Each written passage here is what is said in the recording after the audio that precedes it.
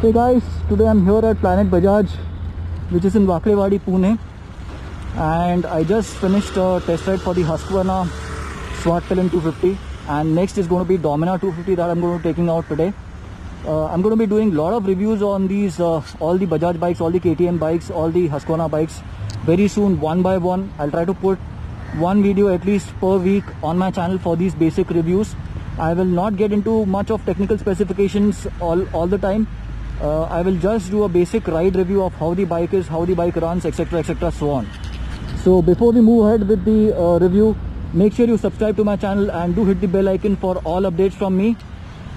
I'm just waiting for the bike to come. So this is the bike that we're going to ride.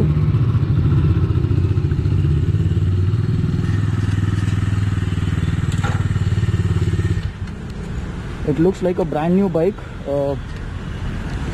I've already given a quick feedback for this bike previously, so today I'm going to be able to take it outside and do a bit more detailed review of how the bike is, how does it ride, does it have any vibrations, etc, etc. So let me start the bike first. So again, all 250 now come as ABS as standard. Yeah, I love this motor much better than the Husqvarna one. I'm not sure why, because maybe this is a bit tamed motor, but it's really nice and soft. The handlebar is much more wider than the Husqvarna, so this will be a very good riding position while you're on touring also. You just have to add a bit of suspension raises and then you're done.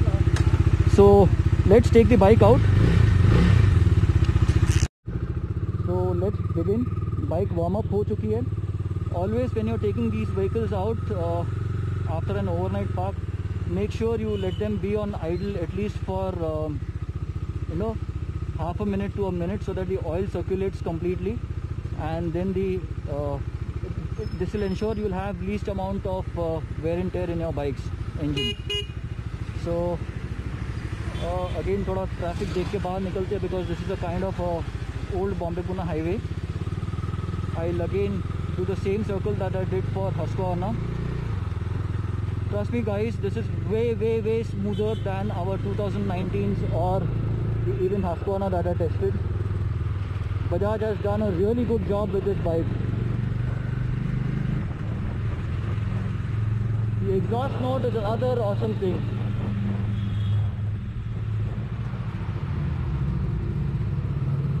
This particular bike is pretty new, so thoda brakes jam hai. I mean, they're not working as good as they should. This happened with my 2017 and 2019 also. So as you ride more, just say you will finish, like 500,000 or 1,500 kilometers based on where you ride, how you ride, and how much you brake. Your brakes will open out and settle down. So don't worry on that part. I'm absolutely loving this ride. It is so smooth right now. None of the panels are vibrating, nothing. The speedometer is off, but I think I should be around 30-35 kmph right now.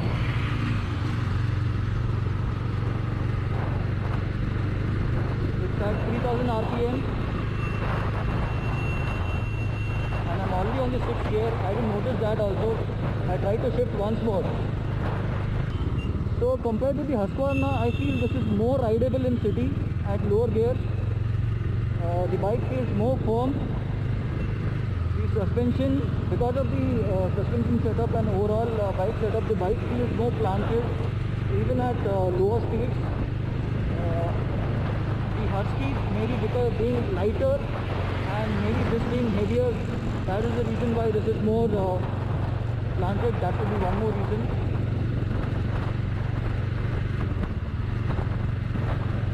So I'm already on the 6th gear and I'm trying once more to shift the gear.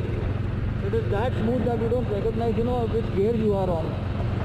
So probably we are missing a gear indicator on this bike, but that should have given that to this one. Maybe they come out with the next version, they come out with a gear indicator too. Let's hear the exhaust note. It is really awesome, beautiful sound from this one.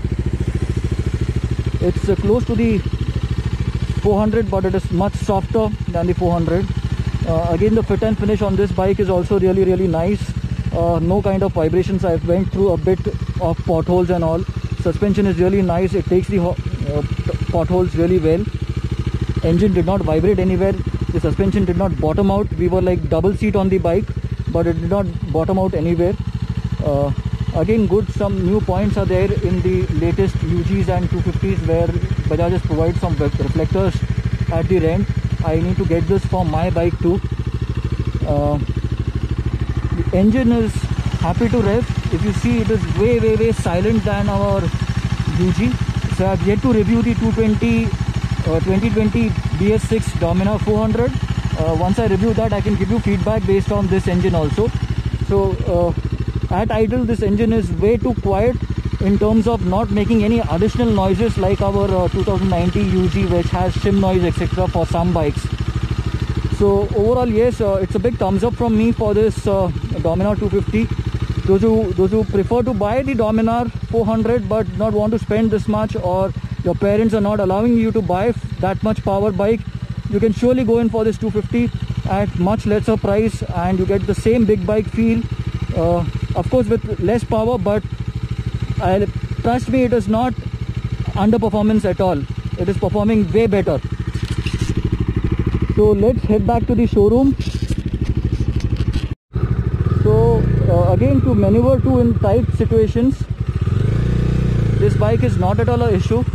You see, I took such a small tight turn. Of course, there was a lot of space available, but just in case in a city part where you're not getting a chance to do a easy turn, or the space is less, this bike is, it will help you maneuver it itself very easily. आपको दिक्कत नहीं आएगी manoeuvre में. By the way, brake stuff feedback. I did a bit of speed runs, and जब चाहिए थे तब break perfect काम कर रहे थे, as compared to an older bike or a very fresh new bike. The brakes were adequate that time. I guess थोड़ा set होने को टाइम लग रहा है, but they are absolutely fine. So guys, I've come back to the showroom at Planet Bajaj, of course. So I'm really happy with the overall ride comfort of the bike. So this 250cc engine, 26 brake horsepower, or 27 PS, 23.5 Nm engine is really good for city conditions. As I said earlier, if you don't want to go for the 400 but you want a Dominar, this 250 is a really good choice to pick up. Again, it has got the slipper clutch, it's got the 6-speed, same like your bigger Dominar. The suspension, of course, front is 37 mm USD fork. It's not the same as the bigger one. The tires on the front are Nilo Grip Zappers, and this Zapper FY series, and the size is 180/17. Tire at the rear is 130/17. Again, MRF Nilo Grip Zapper. This did a pretty good job right now. I mean, I think I would give a plus to this than the revs as of now.